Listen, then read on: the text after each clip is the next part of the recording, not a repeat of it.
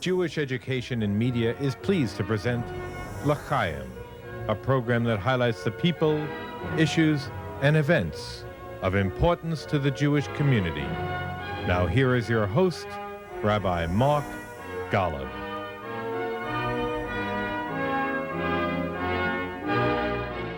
I'm Mark Golub. And when I was growing up as a child in New York City, living with my grandparents on West End Avenue, my grandfather would often take me to shul, to his synagogue around the corner. It was a small synagogue, more narrow than wide, with black slatted wooden chairs. And as a child, the rabbi, with his impressive white beard, speaking only in Yiddish, was awe-inspiring. That rabbi was Neshama Carlebach, Zichrono Livracha, a great Talmud scholar and Orthodox rabbi who'd been born in Berlin, left Germany before the war, and then in 1938 became the rabbi of this little shul, Kehilat Jacob, on West 97th Street. Today, Rabbi Carlebach's granddaughter is a woman helping to shape Jewish life and Jewish culture through the world of her music. She's an award-winning singer, songwriter, and educator who's performed and taught in cities throughout the world. She sold over 1 million records, blending Hebrew folk songs with contemporary pop music, jazz, and gospel.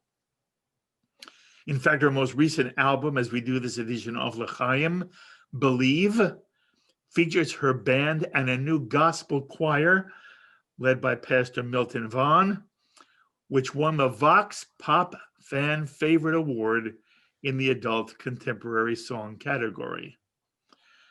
She's performed at interfaith gatherings, including one at Mount Fuji in Japan, as well as at the gates of Auschwitz for Yom HaShoah. And on top of all that, she's a wife and mother of 5 children. It is such a joy for me to welcome to L'Chaim the incomparable Neshama Carlebach. And Neshama, Mazal Tov on a fabulous career. Thank you so much for joining us on L'Chaim. Thank you, Mark. Thank you. So wonderful to be with you, even though we're not together. I know, but we're almost together. Almost. Yes. Neshama, many people may know that you're also the daughter of one of the great Jewish songwriters and performers of the 20th century, Shlomo Carlebach, who revolutionized Jewish prayer and Jewish folk music by creating these marvelous Hasidic melodies for many of the most well-known verses of the Torah and Siddur, the Jewish prayer book. And his composition of the prayer V'ha'er Einenu took 3rd place in the Israel Hasidic Song Festival of 1969, and many of his songs, such as Esa Einai, Pitchu Li, Am Yisrael Chai, Od Avinu Chai, Od Yeshama, which is sung at virtually every Jewish wedding, and on and on and on. And invariably, Jews are now singing Shlomo Carlebach melodies without knowing they were created by Shlomo Carlebach. They think they're from Sinai. In any case, Neshama, in many ways, you are now carrying on the Carlebach musical tradition. And I want to begin by asking you if you can, describe what the influence of your father's music was on you as a child. So as a child, he was not an influence on me. As a child, I was deeply resentful because his music took him away from me. And as a young child, he was my whole life, my most favorite person, my person. And when I was young, all I saw was that his music took him away. So I didn't hear it. I didn't want to hear it. I didn't want to deal with the 6,000 people who were always in the house hanging around, taking his attention. It was only when I grew older that I began to appreciate the depth of his artistry and the depth of who he was. I think it's hard for a child at any age to appreciate a parent as a person. You see them as like, get me a sandwich or drive me somewhere. I love when my children relate to me like, when are we leaving and what are we doing? And because that's what kids should feel. I did not have that relationship with my dad. I just wanted more of him and I never had enough.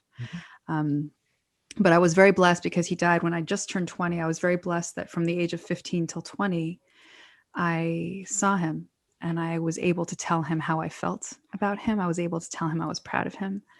And that's a gift that I wouldn't trade for anything in the world. Did you ever tell him you were angry at him? Yes, I did. And how did he take it? How did he take it? He would smile and kiss my head. He'd, when I would use profane language, which if you know me, I do a little too often, he would say, "Oh, you're so beautiful till you open your mouth, my darling." He would give me, "Oh, you're so sweet when you're angry. You're so cute." He never really responded. Okay. So what was your home like for you and your sister? We grew up in Toronto. Officially, that's where we went to school. My mother was from there. And since my father was never really in one place, and New York, where I was born in those days, was not the most safe. It's a different world now, or different world pre-COVID. I don't know what's going on right now, but we moved to Toronto when I was 5. And we had a normal-ish life until our father blew into town and the world exploded and 20,000 people showed up at the house and, we became celebrities. Whatever weird stuff came along with that. But without my dad there, it was very quiet. Your mother was Elaine? Yeah, she is. She is Elaine. Still. That's lovely. And my father gave her the Hebrew name Ne'ilah, which she goes by even now. That's lovely. What was the Jewish or Orthodox nature of your home and life as a child? So we were Orthodox growing up. I went to an Orthodox girls' yeshiva, which was a very intense, painful experience, actually. School was not easy. How painful? Why painful? Why painful? I haven't spoken about this publicly. I'm writing a book. It was a place that was sexist and misogynistic and down-putting of all that we were, did not see women as anything but, creatures there to serve and have babies and make chicken. And really, I was too outspoken. I did not fit in the box. So I got into a lot of trouble, a lot. And I spent a lot of time in the hallway. And it's literally only in my recent years that I've begun to really explore the pain that I went through in that yeshiva. So that was when I was in elementary school. And then for high school, I went to a more egalitarian co-ed Hebrew school. So it was a little bit, it was definitely a huge improvement. And we were still Orthodox throughout. All right. I want to come back here, though, to your yeshiva experience. Okay. Because you said something so interesting to me. Yes. You were outspoken. Yes. You instinctively knew there was something wrong going on. Yes. Where do you think that came from in you? Because, you had friends in this school that went along with it. You did not. You ended up in the hall. Why did that happen to you? What was it about your upbringing or who you are in your soul as you look back on it? That's a good question. I was not only in the hall, I was locked in rooms, sometimes without food or water or bathroom. This is terrible. I had a very hard childhood. And actually, I have a very close friend who also went to yeshiva, and we reflect on this a lot. What was it about me? I think it was they couldn't control me. And when my father came in, the whole school would pass out. I would tell him, if he ever came to Toronto, which was very rare, I would say, listen, I have a test 5th period. Can you just show up? And he would show up. He would like poke his head in the door, and he would have donuts and a guitar, and they'd be like, Schleiman. And they would fall over, and no one remembered about the test. And suddenly there was a big concert, and I got away with all of that. And he would say, how's my daughter Neshama doing? And they would say, oh, she's the best student. And in the meantime, I'd been in the hall the whole morning. But I would fight with them about the worthiness of women. They would tell me things like, you're not sewing very well. You're never going to find a husband. And I'd be like, please.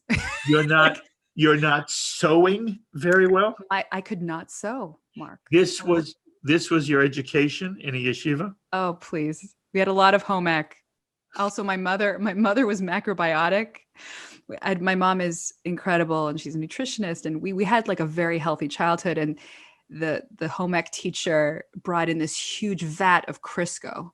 So she would put like cups and cups of Crisco in everything that she was teaching us to cook. And I went home crying, and I said to my mom, how am I going to find a husband? Because I'm not cooking with Crisco. My mom's like, no Crisco in this house. Okay. Were you literally told in some way, it was articulated to you, you have to worry as a child about whether you're going to find a husband? Yes.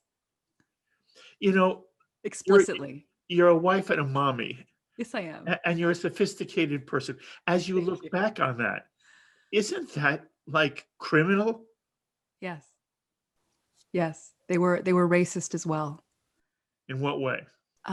They would speak, they would put down people of color. They would diminish anyone who wasn't Jewish. All right. Your father isn't around, but Right. your mother is. Yes. And the little I know about your mother, this doesn't represent who she was.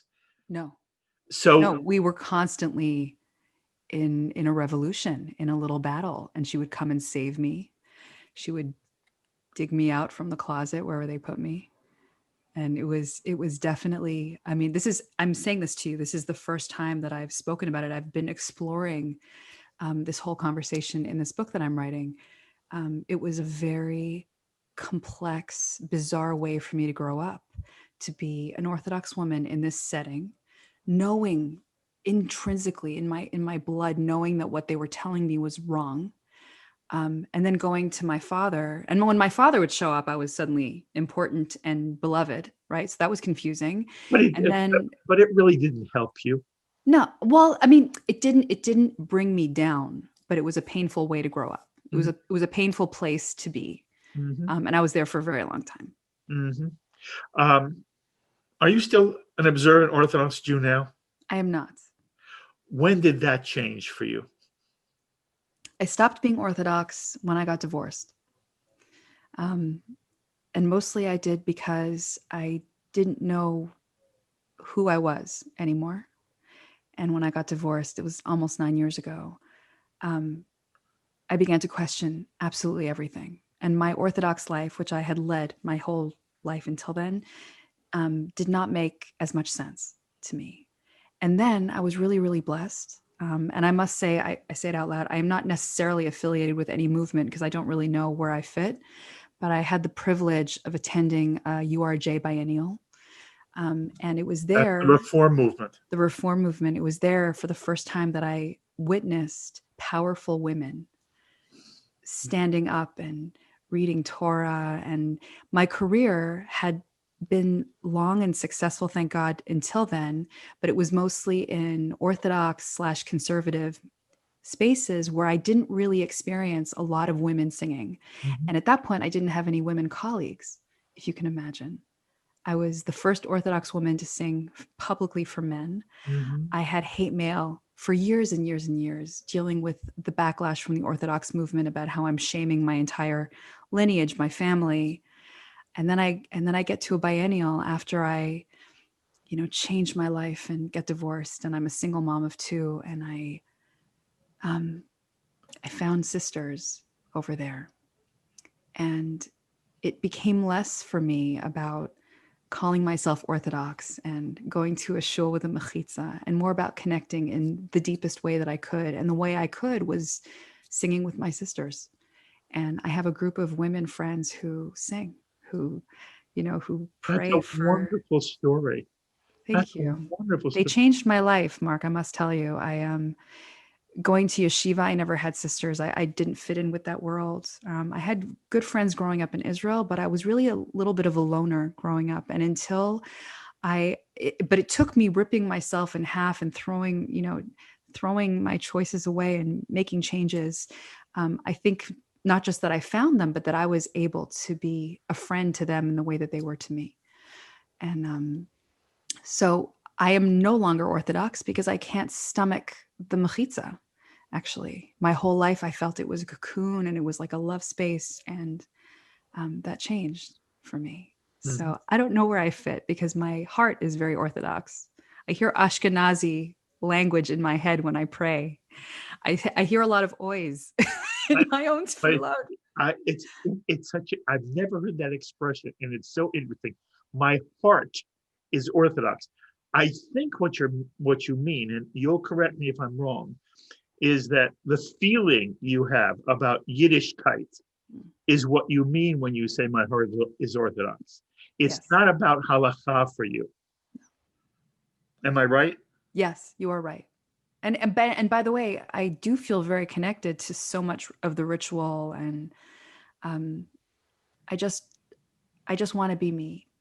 And for some reason, it's been hard to be me in the Orthodox world. And so here we You are. you had 2 children when you divorced. You are now Yes. 5 children. Yes, I have 3 stepchildren. My beautiful husband brought them to my life. So I'm mama of 2, stepmother of 3. It's a busy pandemic in our house. A And lot of food, oh boy, a lot of cooking. oh boy. And do all the kids get along? They do. They really, I mean, I don't want to sugarcoat it. It was my husband Menachem and I, we chose each other. The children had no choice. I guess. I mean, I think we both wanted to make sure that they were comfortable, but we got married, they didn't, and we've had our, That's so honest. yeah, That's the way it works, isn't it? it is unfortunate. I mean, fortunately and unfortunately, Both, because especially. right. And I grapple with it all the time. A lot of therapy, am I doing the right thing? Am I doing everything that I can to be the best mother in the world? And we've had some moments where the kids are, it's not easy to live with people, not ever. And the children overall, I mean, they stood under the chuppah with us, hugging each other. They called each other, when they were engaged, fiancers, they called themselves. Love. The fiancers, and then they became siblings, Well, and they were lovely. it's a credit to you and your husband. Your husband's name is Menachem Creditor, Menachem. actually. Thank you. Well, good for you and Menachem. That is wonderful. Thank you. Not easy. I give a lot of strength to people who try to blend families. It's not easy. Absolutely. And it takes a lot of work and a lot of love, doesn't it? Tremendous. But so does life. Life requires more love than we think we can manufacture. And yet somehow we do. So if I was in your home, would there be Shabbat? In what sense is there an active Jewish life for you and your children now? So we have Shabbat and all the accoutrements. We have Kiddush, we have Challah, we have Havdalah, Hanukkah, candles. We do a lot of ritual, but then we might watch a movie, and that's Shabbos here in COVID moments. Absolutely. That's what we do. Good for you. I am not a big shul person. I say that out loud. I've struggled going to shul, but I really miss shul, having not gone all these months. That's interesting. You're not a shul person, but why are you not a shul person? I think I had a hard childhood at shul. I think I had a hard time being in shul. I was in shuls where my father would be davening and I would be there as his child.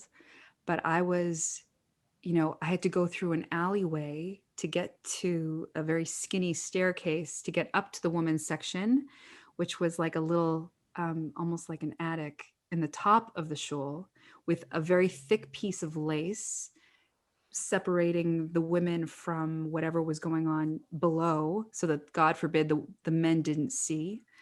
That was very painful for me. I went to a wedding once where the husband, the Khatan, had a 12-piece band and catering and dancing, and the bride and women had tuna fish sandwiches across the street in a gymnasium and a tape recorder. And I had done that, and I had seen and witnessed the degradation of women in a way that I'm still processing, because it still hurts me. I And understand. so going to shul has, it's different now, but I also am so used to the Orthodox tefillah that I don't necessarily relate to the liturgy Mhm. that's not Orthodox. So I'm a little bit, that's why I say I'm a little bit nowhere, but that's okay. Absolutely. God But is with me no matter where I go. were you ever at the synagogue on West 79th Street? Yes, I was. And Many times. what are your, by the way, they're the mechitza, men and women sat on the same floor. What was your experience there? Well, when my father was alive, it was glorious, and it was home for me. And he would bring me up on the bima with him for different moments. My sister and I would be up there under his talus, next to him, with him, his whole life. And on Yom Kippur, he would extend the mechitza all the way up to where the Torah was, so that the women were close by, they weren't far away. Oh, that's And my experience with my father, Orthodoxy was glorious and welcoming. But when he passed away, I learned what it was without him, and that's when it became very painful. okay. And you and I should both say the orthodoxy you experienced, Mhm. which really, it sounds very painful. I'm sorry, and not all No, of it no, is painful. yeah, just I don't mean to ever it does- pigeonhole. yeah, I know, but the truth is, it was.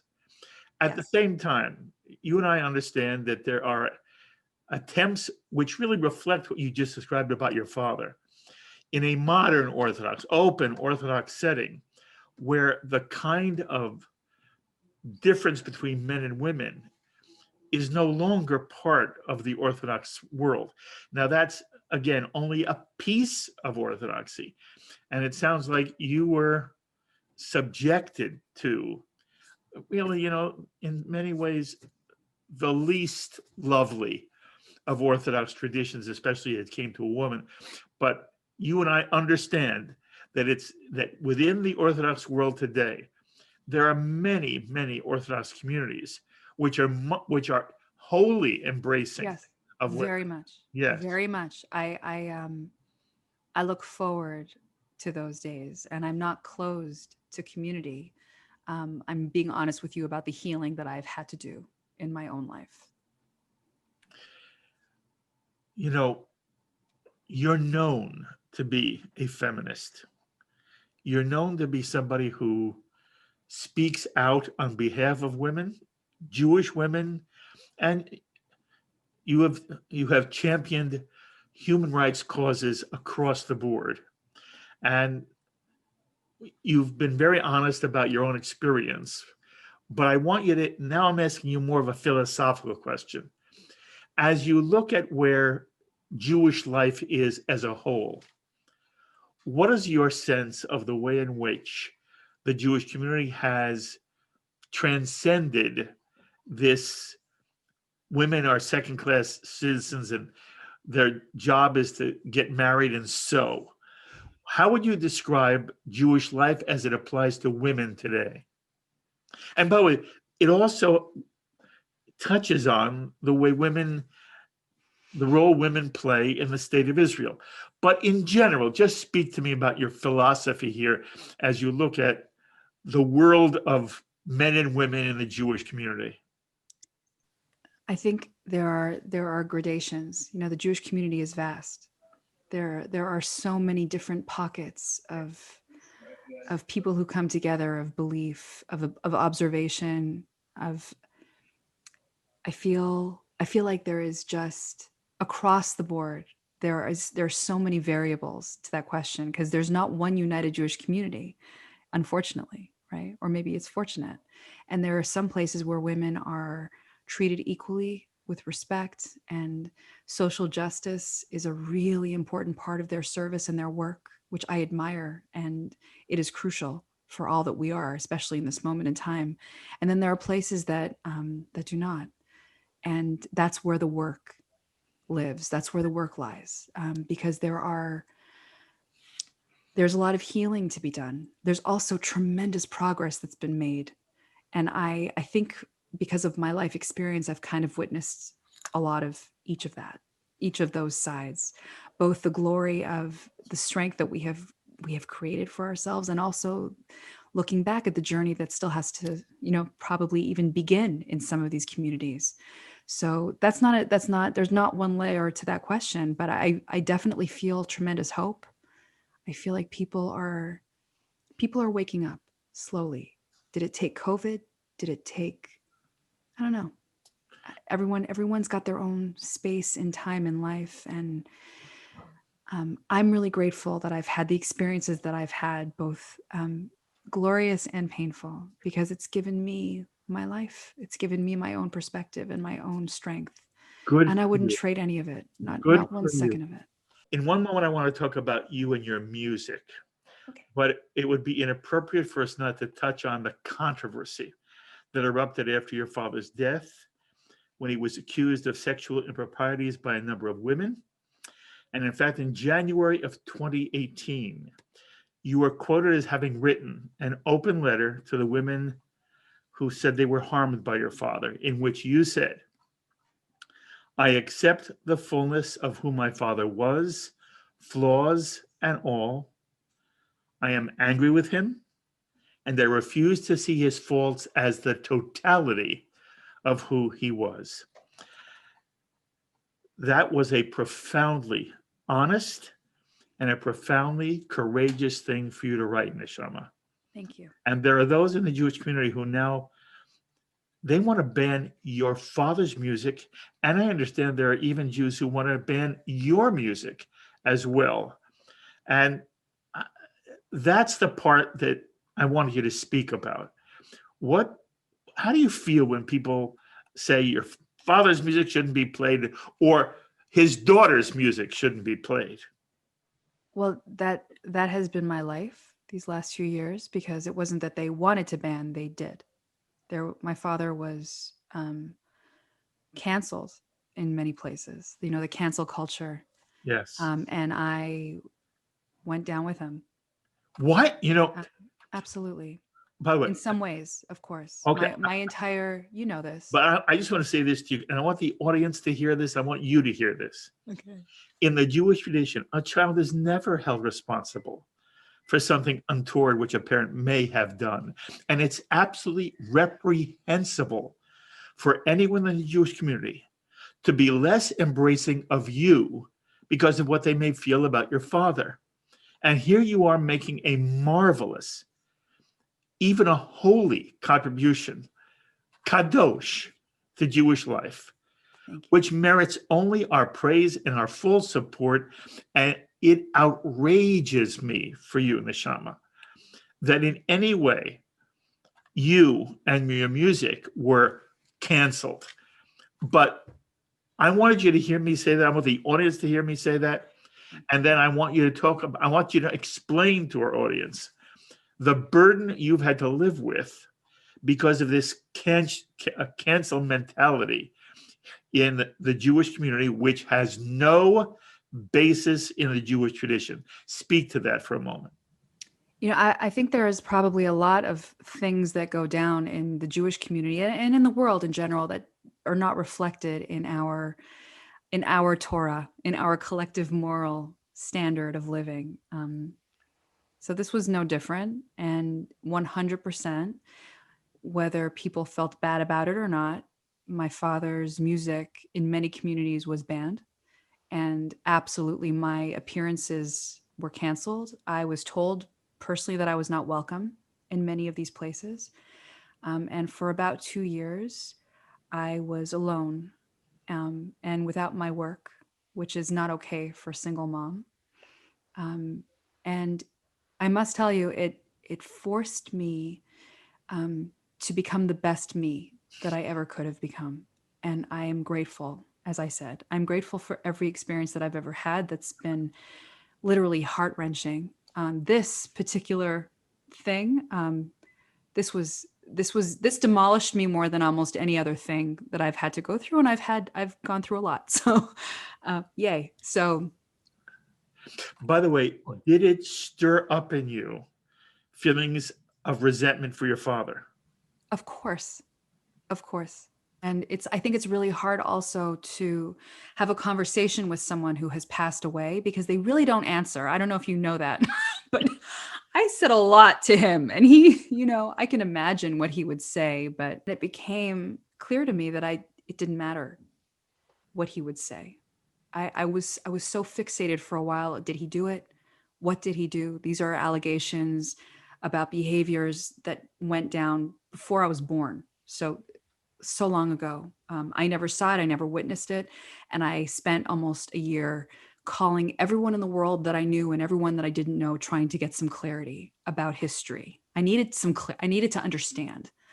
And by the way, when I spoke about my sisters before, it was those relationships that gave me the strength to even have this exploration. Because before this time, when the allegations first surfaced in 96, it was very easy for me to say, no, it's a lie. He never did anything. Just like everyone else around me said that he was God's gift to the world and he never did anything wrong and that they were liars. And I've said publicly that I'm very ashamed that that was my response when I was a child. I was still a product of my Orthodox upbringing. I wasn't heard, I wasn't believed. And that's how I viewed women. It's very painful. And so now when I stopped being Orthodox and I began to explore my own strength and see myself differently, it allowed this conversation around me to actually play out. So not only, they gave me life on so many levels. And it became very clear to me after a while that it wasn't about what he did or what he didn't do. It was about how am I going to figure out who I am now? And how will I love him anyway, even when I'm pretty mad? How can I love him and not love him at the same time? Mm-hmm. And you do love him. Oh, so much, so much. I could cry telling you how much I love and miss my father. And yet I'm not okay with that behavior if that's what he did. And I, of course, no clarity. But what my choice was, who do I want to be? And I am a feminist. And I believe in us. I believe in the power of all human beings, women especially. I believe that no human being should be hurt. I believe no human being should be bullied, frightened, canceled, threatened. I have lived through all of that personally, and I was done. And my crusade, which came from like the deepest depths of me, was that I was standing for change and standing for me too. And that may have meant that I stood on a side where my father was not uniting with me at some point in his life. But my soul of souls tells me that if he was alive now, he would apologize. He would make change. And even that doesn't really matter, Mark. You know what I'm saying? It doesn't matter what he would do. What matters is my life. And what do I do with this little beautiful gift of time that I have? And what do I want my children to know about me? I want my children to know that I fought for change. I want my children to know that I was canceled for a moment and it did not stop me, that I will sing anyway. And even in the most painful time of my relationship with my father, I love him anyway. And it's okay. It's okay to be angry and still love at the same time. And my hope is that they learn from that they know that it's okay to have all these feelings because they're only feelings after all. Your children are very lucky to have you as their mother. And I'm thinking to myself, how in the world did you become you? You're just marvelous. Thank you. I hadn't Mark. planned on asking this to you at all because it's not about you, but hearing what you say, I want to ask you a question. Again, it's a philosophical question. Got You know, it. you talk about the cancel culture, and the cancel culture, it infuriates me. It is insidious. And unfortunately, tragically, from my perspective, it's coming much more from the left than the right. And that means it's my people who are involved in the canceling. But here's my question for you. For a period of years, it seemed like every time you opened up the newspaper, somebody else was accused of doing something sexually inappropriate and they were canceled. They were fired. And in the Jewish world, if it happened, they were canceled in the Jewish world. What I mean by that is, and I'm not going to mention specific names. Some of my audience will know who these people are, some will not. One was a journalist, one was a sociologist. And they've done programs for me on JBS. And they're brilliant people who have something very important to contribute to Jewish life and the Jewish discussion and the Jewish future. But because of something they are accused of doing, and again, even that's not fair for me to say, they basically have acknowledged whatever they're accused of, although it's gradations of inappropriate behavior. But they are now not permitted to speak in the Jewish world formally. They're not invited to speak. And it's posed an interesting problem for me personally here at JBS. Do I replay programs that they were on 2 years, 3 years, 5 years ago, which are fabulous discussions, and they made wonderful observations and comments, and their discussion was wonderful, but is it wrong for them to be seen now on JBS? Do you understand my question? I do. I do. What's your answer? I have so many feelings when you ask me this. First of all, I cannot tell you what you air and what you don't air. I wish I could make it simple for all of us to answer those questions. Right. It's not simple. It's not simple. No. It's not simple because what we're talking about are behaviors that have gone back centuries and centuries, right? I mean, there are actually people today, they're like, oh yeah, he did that to her, of course. Like, that's not weird. Oh, my uncle did that. I did that. That's what we do. You know, there are people who, it's still normal for people to be harassing and, you know, it's what it is. This is a bigger statement than this question or even this program. And I must tell you, I feel like this is one of the reasons that I'm in the world, is to have this conversation. I traveled, you know, I was canceled. I couldn't pay people to let me walk in, but I was really blessed that some people allowed me to speak. I really truly feel that coming to grips with our good side and our bad side, all of us, each of us, in all gradations, is why we are here.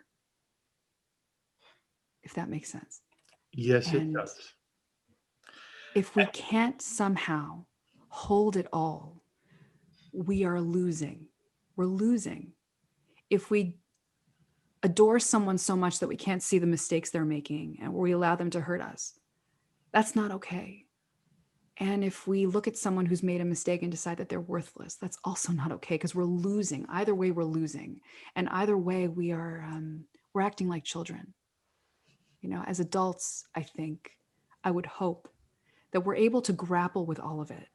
If a human being has harmed another one, then they have to be taken to court. They have to maybe serve jail time. There's no question that they need to be accountable for their bad behavior. Canceled, I don't think you can anymore look at that person's work without remembering that they've done something bad. but to cancel, to take away a contribution that's helpful to our beautiful and broken world, we're also losing. How do we not lose here? How do we gain strength from this entire experience? I don't know. I only know from my own experience that my father was not here. I was. So I was holding his baggage for him. You know, he, someone brilliant said to me, he feasted and you picked up the tab about my dad. And I mean, my honor, right? Because he's my father. And I would do it 100 times for him. Mm-hmm. And my situation is different than people who are alive right now, who can and should be made accountable for their actions. And still, I do not believe that work, that holiness should be denied. Do I believe that my father's music is tainted because of mistakes he made? Absolutely not. Absolutely not. I also, though, believe that if someone has a problem with it and that takes them away from their own divine space, then they have the right not to sing it. Absolutely right. So I have no clear answer because I say yes to all of it. But No, by the way, your answer is wonderful, and it's the right answer. You know, Neshama, I'm going to say this. You know this at least as well as I do. In the Jewish tradition, there are two ideas which could never be lost. Human beings are never saints. In our tradition, the rabbis teach there is no tzaddik gamur. There is no completely righteous person. yes. Every one of us has a Yetzer Tov and a Yetzer Hara. Yep. And we will do things we're sorry for. Yes. And the challenge of being a human being, a mensch, is the acknowledgement and taking responsibility when the Yetzer Hara gets the better of us in a way that hurts another human being. But that's called living in this world. Yeah. And that's Yom Kippur. Yeah, and yes, and I was going to say to you, every day, every year. Yes, ultimately, the Jewish ethic is teshuvah. The Jew believes that an honest person can do honest repentance. And honest repentance means you return to the proper way. And in some way, if the teshuvah is honest, if there's honest remorse, if one does whatever one can to make it up to anyone one has hurt, then one continues with life. Yes. And it should be embraced by the Jewish community. And in many ways, that's what you're trying to teach us. I don't know if that's exactly it, but I do believe that people are capable of change. And either way should not be judged solely for their mistakes or solely for their good deeds. And that's you have to look at the totality of what we are, because none of us are perfect. None of us are. None of us. And we are in huge trouble if our mistakes begin to dictate our worth. Exactly right. Okay, so now talk to me about your own music. I want to know, Neshama, how does it become so eclectic? How does that develop? And how do you, as a musician, as a composer, as a performer, how do you view the broad scope of your work? I don't view it. I just do it. I don't analyze. I think I just really appreciate a whole lot of different genres, and I've been really blessed to work with musicians and producers who are able to kind of make a big sandwich and, you know, a big smoothie, if you will, of all of it. And there's not one piece of these music styles that kind of define me as an artist. I love them all. And it's been really satisfying and holy to try to make a new blend of something new. It's always hard for me to really describe my genre completely, because you said to me, are you doing gospel? It's like, no, I'm not really doing gospel. Like, are you doing jazz? I'm not really doing jazz. I'm not really a folk singer. But I'm really excited and inspired by all these styles and by all the glorious humans that I work with and play with, who I must say, I have not seen since the beginning of COVID, who I miss terribly, my band, my choir. Mm-hmm.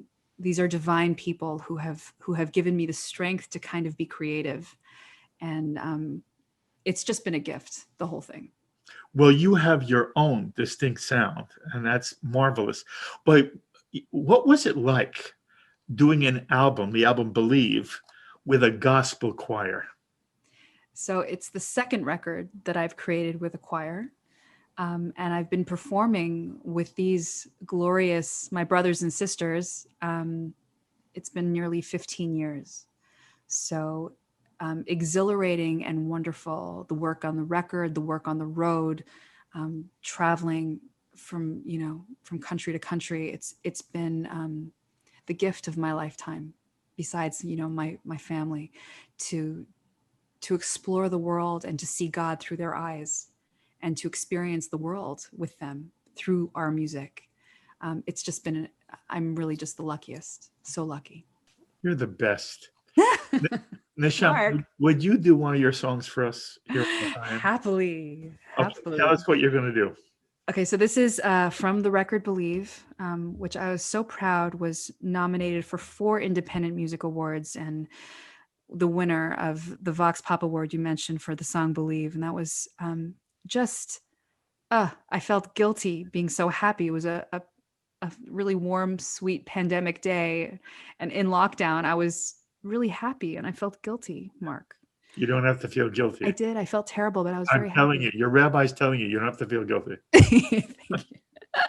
So since the pandemic began, I'm really, really so blessed that I've been able to connect with people through Zoom. And we've done now nearly 250 Zoom events since April, which is just, I could cry telling you how blessed I feel. I sang for a woman who was converting. I sang for her as she was about to go into the mikveh, and I sang for her when she came out. And I sang for a woman who was in the hospice and some of her closest friends who she did not see again. And I've sung for shivas, and I've sung for weddings, and I've sung for fundraisers, hoping that my voice makes a difference. And I've sung for people who are not feeling well. And I'm really, really, really blessed. And so this recording, Believe, was created before the pandemic, but so much of what was said feels so real and true. So this song, Hear Our Prayer, this was our Mishaberach. I created this music, and I should say I followed the gorgeous vision of Beth Stiles, who is one of the most talented people in the world. She was the producer of the record, and she writes the music. I'm a lyricist and kind of played around with her, but this is really her music, I must say, in terms of composition. And I wanted to create with her a Mishaberach that was joyful and happy, and that would allow people who were not feeling great to jump out of their beds. You know those Hasidic stories? You're like, someone's really sick, but then the rabbi comes and suddenly they're so happy and they're dancing and they're fine. And that is my my aspirational dream for our world. Maybe there can be so much hope and so much joy that people are not singing a dirge as they lie in their beds. Maybe they're just singing a song about healing and it helps. I just want something to help. So here our prayer is that. Let us say amen. And you hear my choir on this track, and you hear hopefully the voices of people ricocheting all over the world as we scream amen to each other's prayers, because this is the moment for that. That's it. It doesn't even matter what people are praying for. You're just saying amen. I'm just amen. And in this song, which is another reason I wanted to share it with you, is a little piece of one of my father's melodies, kind of hidden, not so hidden, but hidden. Because the song without words, the nigun, the concept of what that means, of inserting your own longings and prayers into a melody, which is wordless and beyond language, beyond the ways that we get caught up in our words, that concept has given me life my whole career. So we had to put a little nigun in this song too. And here it is. That was a very long explanation, Mark, but you did ask, so it is your fault. It's my fault, and I loved every second. Okay. May we be blessed. May we be blessed. Please hear our prayer. May we be known. May we be heard. Please hear our prayer.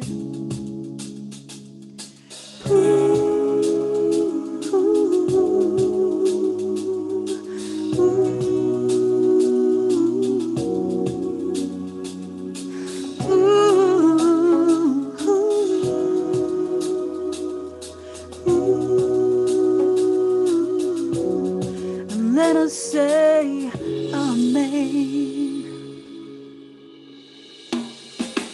May we be blessed. May we be blessed. Please hear our prayer. May we be known. May we be heard. Please hear our prayer. May the source of life, who bless the ones before us, heal us now. Bring us healing light to shine upon us. Oh, heal us now. This is your part. And let us say amen. Amen. You gotta sing it, Mark. Amen. Amen. Let us say amen. Amen. Amen. Amen. Na na na na na na na na na na na na na na na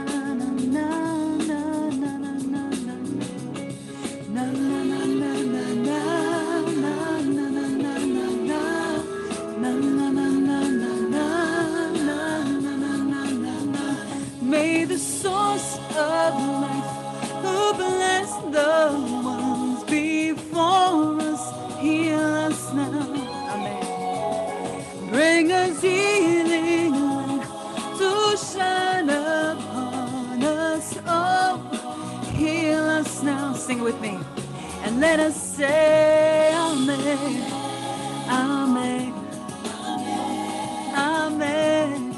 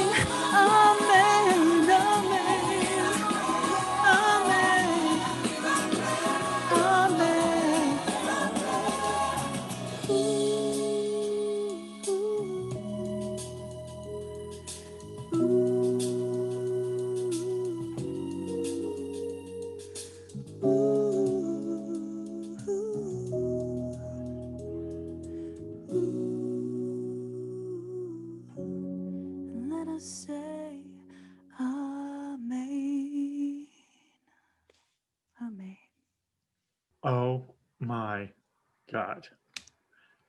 Just marvelous, wonderful. Mitsuyan, Mitsuyotse Minaklal. Thank you, Mark. Just what a gift you are. By the way, Neshama, if people want to hear more of your music, what's the best way for them to do so? My website. It's just my whole long name, NeshamaCarlebach.com. You spell that. Say it 3 times fast. It's not my fault. None of it is my fault. NeshamaCarlebach.com. You can hear the music. This is also, I'm wearing my jewelry line.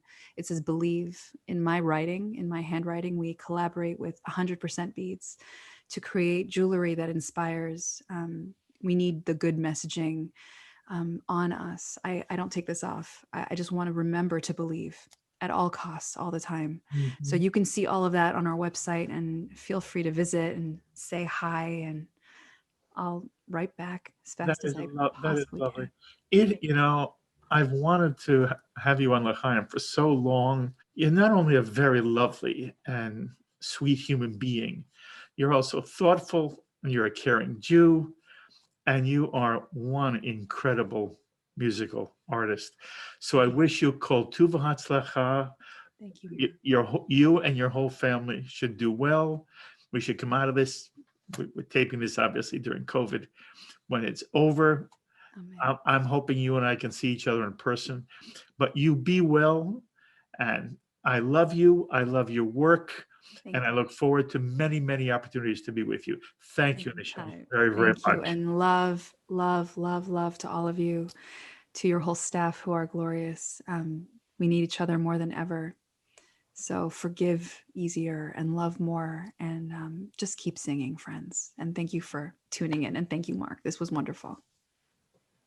And that was a conversation with the most creative and talented musical artist who's making a marvelous contribution to Jewish life, Neshama Carlebach. I hope you enjoy getting to know her on L'chaim. As always, I invite you to be in touch with me with any thoughts or comments you may have to any of the ideas expressed on this edition of L'chaim. Please email me at rabbigolub@jbstv.org, or you can write me at Post Office Box 360, Stamford, Connecticut, 06904. And please remember, you can now listen to L'chaim as a podcast. And so until the next time, I'm Mark Golub. L'chaim, my friends, to life.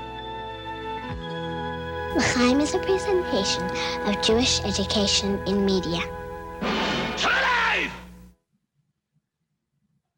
We would be pleased to send a complimentary DVD of this program to anyone who wishes to support JBS with a tax-deductible gift of $36, double chai or more. Simply visit the JBS website at jbstv.org and click on the Donate button to make a donation by PayPal or your credit card. And please indicate the program for which you would like a DVD. Or you can send your tax-deductible check to JBS, Post Office Box 360, Stamford, Connecticut 06904. Or you can call the JBS Pledge Line at 833-MY-JBS-TV. That's 833-695-2788. And again, please remember to indicate which program you would like to receive with our compliments. We thank you for your kind support.